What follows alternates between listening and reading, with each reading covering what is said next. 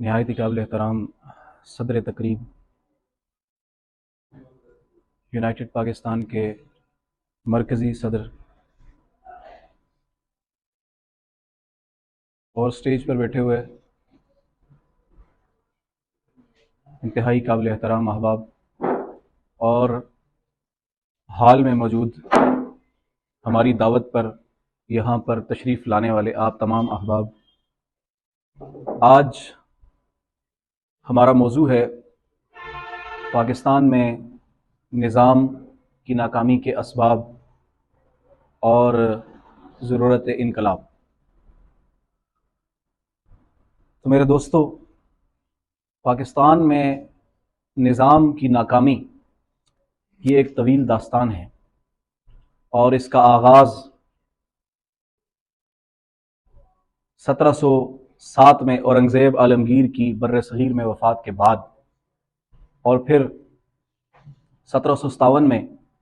جنگ پالاسی میں پہلی دفعہ انگریز سامراج کی فتح اور انگریز کے مقابلے میں یہاں پر مزاحمت کاروں کی شکست وہاں سے شروع ہوتی ہے، اور پھر بر صغیر پاک و ہند کے عوام پر ایک شب تاریک کا آغاز ہوتا ہے جو کولونیلزم کا دور کہلاتا ہے، جس میں ہم براہ راست ایسٹ انڈیا کمپنی کی غلامی میں یہاں پر محصور اور مجبور ہو جاتے ہیں۔ اور پھر 100 سال کے بعد 1857 میں جو رہی سہی ہماری مرکزی حکومت بر صغیر پاک و ہند میں موجود تھی، اس کا بھی خاتمہ ہوتا ہے، اور 1857 میں آزادی کے حریت کے متوالوں کی آخری کوشش جو جنگ آزادی 1857 کی صورت میں مختلف شہروں میں، بر صغیر کے مختلف شہروں میں یہاں کے عوام نے بدیسی آقاؤں کے خلاف لڑی۔ بدیسی جو ولایتی انگریز یہاں پر قابض تھے، ان کے خلاف ہمارے عوام نے جو آخری کوشش کی وہ 1857 کی جنگ آزادی تھی، اور اس کوشش میں ناکامی کے بعد ہم براہ راست ملکہ برطانیہ کی غلامی میں چلے گئے، اور ظلم کی وہ اندھیری رات جو کولونیلزم کے نام سے مشہور ہے تاریخ میں، وہ ہمارا مقدر بنی۔ اور پھر اس کے بعد یہاں پر آزادی کے متوالوں کا،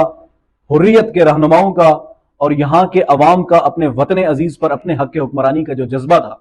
وہ ختم نہیں ہوا، وہ جاری اور ساری رہا، اور اسی کے نتیجے میں 1947 میں یہاں سے انگریز کو بھاگنا پڑا اور انگریز کو اس ملک کو چھوڑ کر جانا پڑا۔ 14 اگست 1947 کو بظاہر ہم انگریز سامراج کی غلامی سے آزاد ہو گئے، ہم نے آزادی حاصل کر لی، اور باہر سے آئے ہوئے فرنگیوں کو ہم نے یہاں سے بھگا دیا۔ اب ہونا تو یہ چاہیے تھا کہ 1947 میں آزادی کی صبح کے بعد اس خطے میں، بالخصوص وہ خطہ جس پر آج ہم موجود ہیں، جس کو ہم پاکستان کہتے ہیں، جو بر صغیر کا شمال مغربی حصہ تھا، جو بر صغیر کی تقسیم کے نتیجے میں ہمارے حصے میں آیا، جو ہمارا وطن ہے، 1947 میں انگریز کے یہاں سے جانے کے بعد ہونا تو یہ چاہیے تھا کہ انگریز کے دیے گئے کولونیل سسٹم کے نتیجے میں یہاں پر جو کہنگی، فرسودگی اور استحصال عوام کا موجود تھا وہ ختم ہو جاتا۔ ہمارا جو زوال اس وقت ان 200-300 سالوں میں جو گزرے ہوئے ہمارے سماجی حالات تھے وہ بدل جاتے، لیکن اس کے بعد ایک اور شب تاریک کا آغاز ہوا جو 77-78 سالوں سے آج تک چل رہی ہے۔ اب وہ کس عنوان سے ہے؟ اس میں ہونا تو یہ چاہیے تھا کہ یہاں پر جو وطن ہم نے حاصل کیا ہے، اس میں ہم ایک ایسا جمہوری حکومت کا نظام قائم کرتے جس میں پارلیمنٹ جو عوام کی امنگوں کا ترجمان اور عوام کی امنگوں کا مظہر ہوتا، جہاں پر حکومت عوام کی مرضی سے بنتی اور عوام اپنے اوپر خود حکمران ہوتے۔ لیکن ہم نے یہ دیکھا کہ آج تک ہم اس آئیڈیل کو اچیو نہیں کر سکے۔ اچیو کرنا تو دور کی بات، ہمارے عوام اس راستے کی ابھی پہلی منزل ہی طے نہیں کر سکے۔ اب ہونا تو یہ چاہیے تھا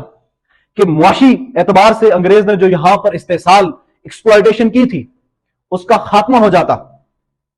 فرسودہ جاگیرداریت کا خاتمہ ہو جاتا,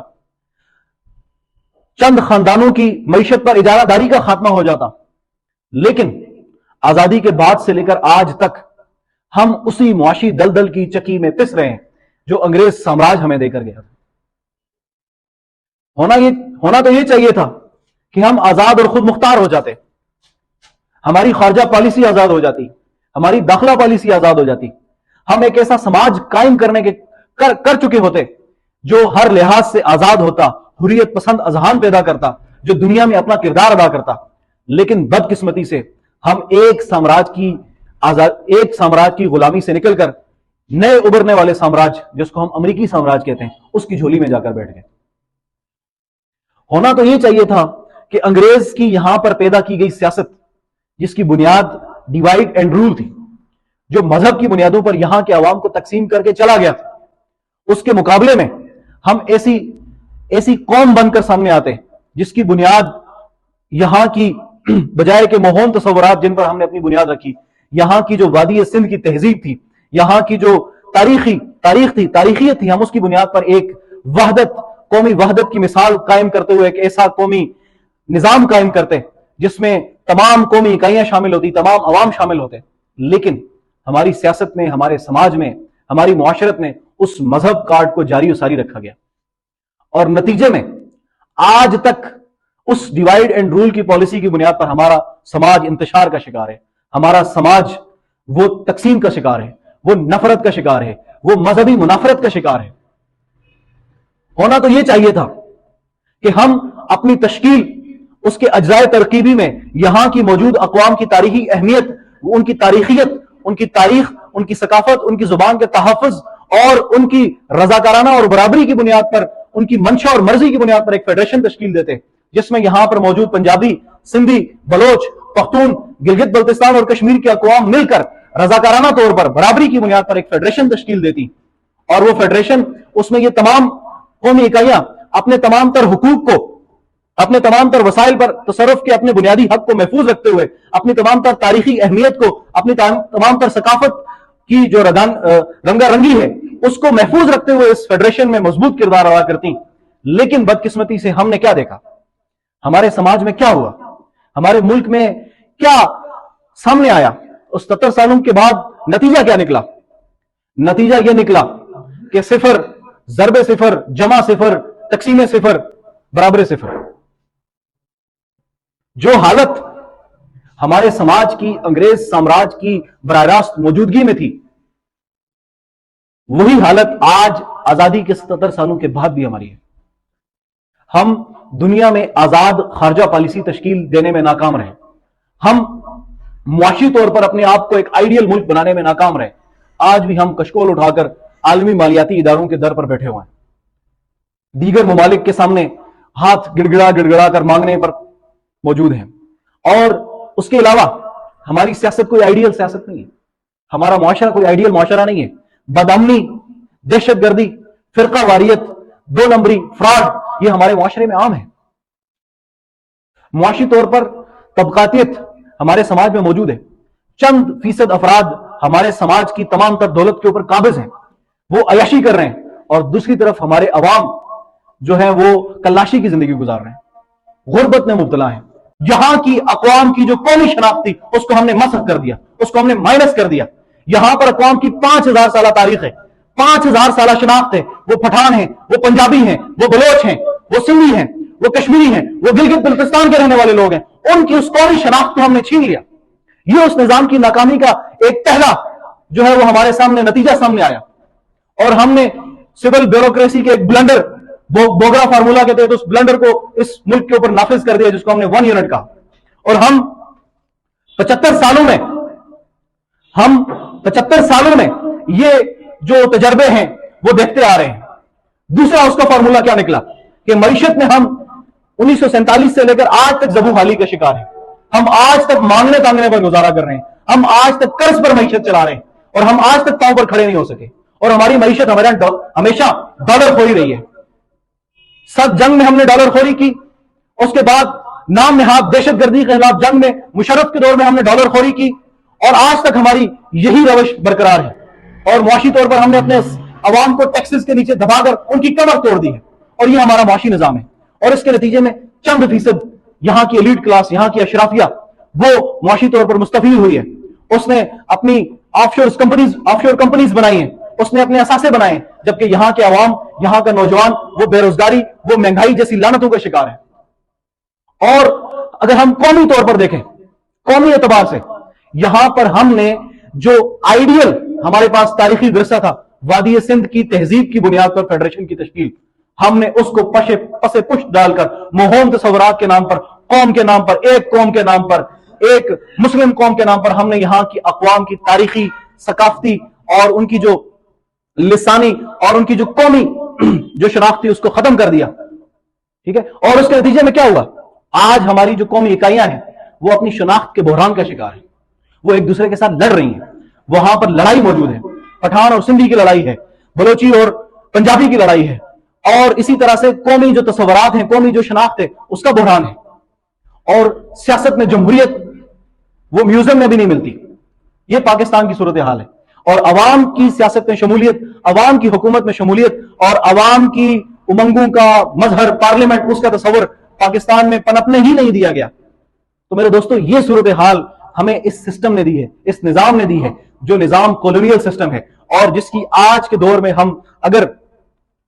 آج کے دور میں اس کو ہم پولیٹیکل سائنس میں بیان کریں گے، وہ نیو کولونیلزم ہے، اور اس کی بھی جدید ترین شکل نیو لبرل کیپٹلزم ہے، نیو لبرل سرمایہ نظام ہے، جو ہمارے اوپر موجود ہے، جو ہمارے اوپر مسلط ہے، جس کا قبضہ ہے ہمارے اوپر۔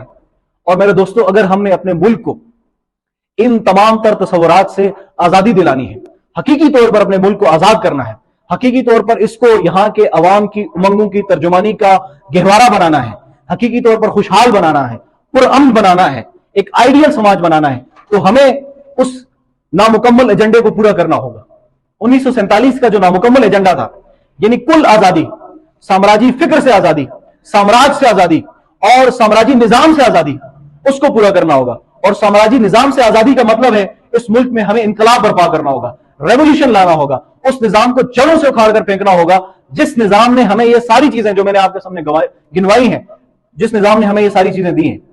ہمیں ان سب کو اکھاڑ کر پھینکنے کے لیے جس میکینزم کی ضرورت ہے وہ انقلاب ہے۔ اور وہ انقلاب کیسے آئے گا؟ وہ انقلاب نعرے لگانے سے نہیں آئے گا، وہ انقلاب اندھی تقلید سے نہیں آئے گا، وہ انقلاب گروہوں میں بٹ کر قومی یا گروہی سیاست کرنے سے نہیں آئے گا، وہ انقلاب یہاں کے وادی سندھ کی تہذیب کے حامل اس خطے کی تمام اقوام کے نوجوان مل کر برپا کریں گے، اور یہاں سے سرمایہ نظام کا خاتمہ کریں گے، سامراجی غلبے کا خاتمہ کریں گے۔ اس کے لیے یونائٹڈ پاکستان کا پلیٹ فارم آپ کے لیے حاضر ہے۔ ہماری یہ دعوت فکر ہے، ہم آپ کے سامنے یہ دعوت فکر رکھتے ہیں کہ آئیں ہم مل کر جدوجہد کرتے ہیں اور اپنے اس پیارے وطن عزیز پاکستان سے سامراجی غلبے اور سرمایہ نظام کے غلبے کا خاتمہ کر کے اس کو امن اور آشتی کا گہوارہ بنائیں گے، اور اس کو معاشی اعتبار سے خوشحال بنائیں گے، اور اس کو ایک آئیڈیل سماج بنائیں گے، ایک آئیڈیل جمہوری معاشرہ بنائیں گے جس کا خواب ہمارے آباء و اجداد نے دیکھا تھا، جس کے لیے ہم چاہتے ہیں کہ ہم آنے والی اپنی نسلوں کو ایک ایسا معاشرہ دے کر جائیں جو امن اور آشتی کا گہوارہ ہو، جو خوشحالی کا گہوارہ ہو، جو ایک آئیڈیل سماج ہو۔ اس کے لیے ضروری ہے کہ ہم اس معاشرے میں انقلاب برپا کریں، اور انقلاب کے نتیجے میں اس سسٹم کو اکھاڑ کر پھینکیں اور اس سامراجیت کو ختم کریں۔ تو یہی ہماری دعوت فکر ہے جو میں نے آپ کے سامنے رکھی ہے۔ تو بہت شکریہ۔ وما علینا الا البلاغ۔